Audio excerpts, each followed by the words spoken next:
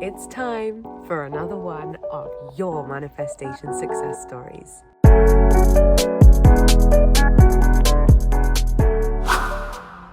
Today's manifestation success story comes from a beautiful queen called Ishita. Namaste, Ishita ji.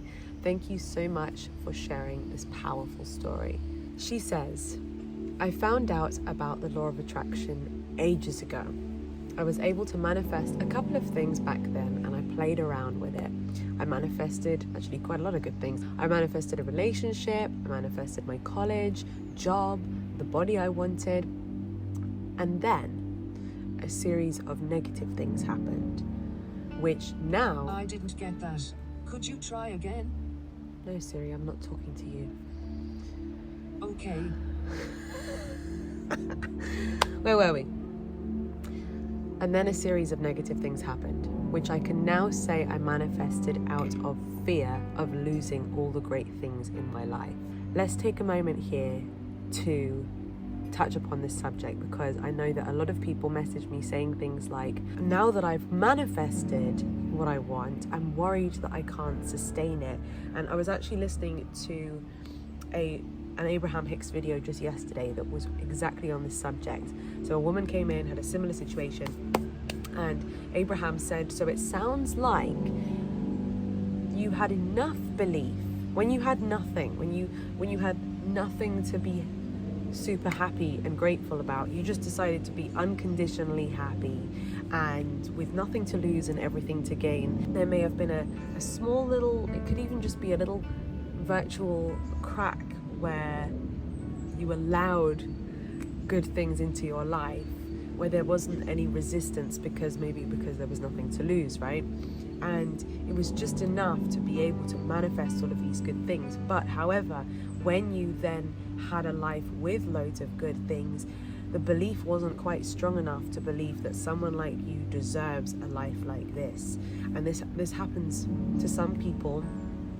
And this is why it's so important not just to think of the law of attraction like a magic wand casting your spells and getting the things that you want, because if you don't change, if you don't evolve, if you don't become the version of you that comfortably knows and believes that yes, someone like you deserves that life, then it could go as quickly as it comes. If you don't believe that you are worthy of being loved and adored, then when you manifest someone who loves and adores you, you might then just go ahead and push them away or sabotage it, right?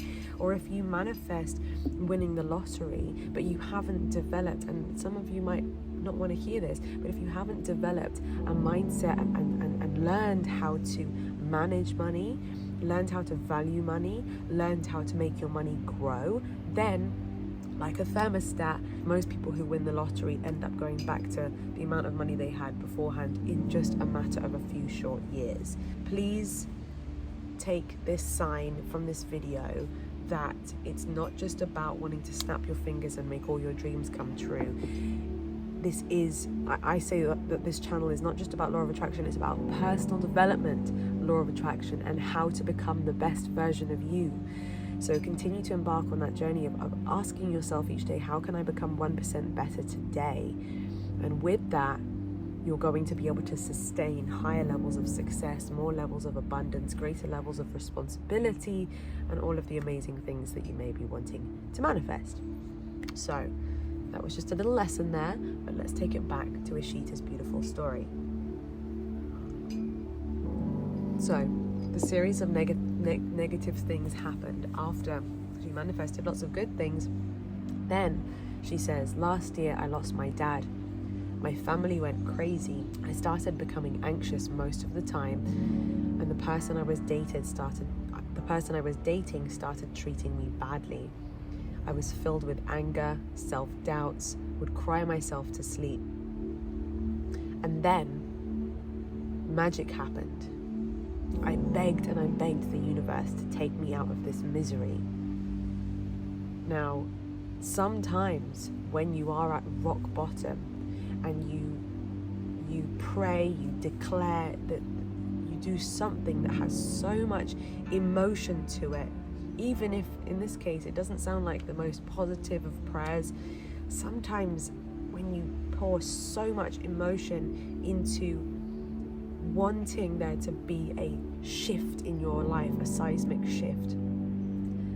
I've heard of multiple people who prayed with tears streaming down their eyes, and they look back and they say that was a turning point for them, where then they started to see and notice signs from the universe. So interestingly, after she begged the universe to take her out of this misery, she goes on to say, I started searching about letting go, forgiving yourself and others, moving on. So interestingly, now we're seeing she's working on herself, she's working on her personal development, she's healing and forgiving.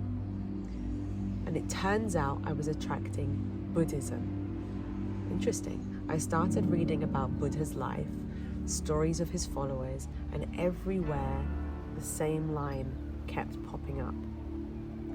What you think, you become. What you feel, you attract. And what you imagine, you create. That's a quote from Buddha. Let's hear that again. What you think, you become. What you feel, you attract. And what you imagine, you create. And one day it struck her. She says, I now know what this means. So she started searching some more. She said she just was watching what felt like random videos. And through one of those YouTube searches, she came across my story about how I scripted so many things into my life on Master Sri Akashana's channel. Amazing. I first read and watched more about the scripting technique as a method. So she started to follow me and watch all my videos about the scripting technique. She goes on to say, I first learned what I do not want, and that was feeling anxious and sad. And then I scripted a letter of how I'd feel when I didn't feel heaviness around my chest. But of course, she wrote it very cleverly as a positive affirmation, like, I'm so grateful to Buddha for teaching me meditation, and so grateful to Lucy for teaching me a manifesting technique now that I feel light and happy. Really nice. So there's gratitude in there. She's brought it into the present tense, and she's also brought feelings and emotions in. I'm surrounded by positive people all the time. They encourage me to push myself and do better. These were also things that she wrote on her scripting letter. So even at a time when she may not have been surrounded by positive people, and she may not have felt encouraged, she scripted about it, she affirmed it. And it's very interesting that what the mind focuses on, you start to see more and more people that fit into what you say the world is filled with. And I think I was only focused on one thing because I thought and still believe that if I feel better, the rest comes easy. Wonderful. So sometimes you might have a list of materialistic things that you want, but other times it might just be a feeling. And if you start with that feeling, if you start general, and then you can get more specific, think generally about how do you actually want to feel. That's ultimately why we want anything. It's because we think we will feel better when we have it. So she goes on to say, so I'm so grateful for you for sharing your success story because it inspired me. Now I'm going to write another letter more focused on materialistic things that I want in my life. Let's see where that takes me. Wonderful. So remember, at all times with all manifestation, feeling is the secret. Not only if you want to manifest is it important for you to focus on how you will feel, but also remember that anything that you want to manifest, you want it because you believe you will be happier in the having of that thing. So I know it sounds like a little bit upside down, that all you have to do is feel happy, feel grateful, feel satisfied, feel at ease first, in order to be open to, in order to be focused on the positive side of life rather than the negative side of life, which will then draw you to more and more and more and more positive things. Thank you, Ishita, for sharing your story.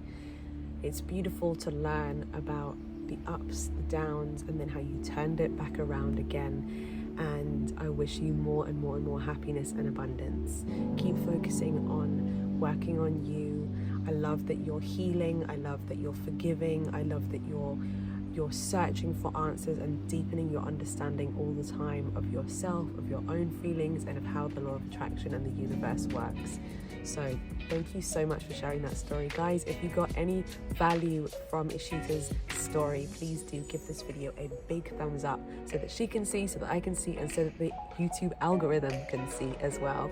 And if you haven't done so already, make sure to hit my subscribe button and ring my bell so that you never miss another video. Until next time, bye!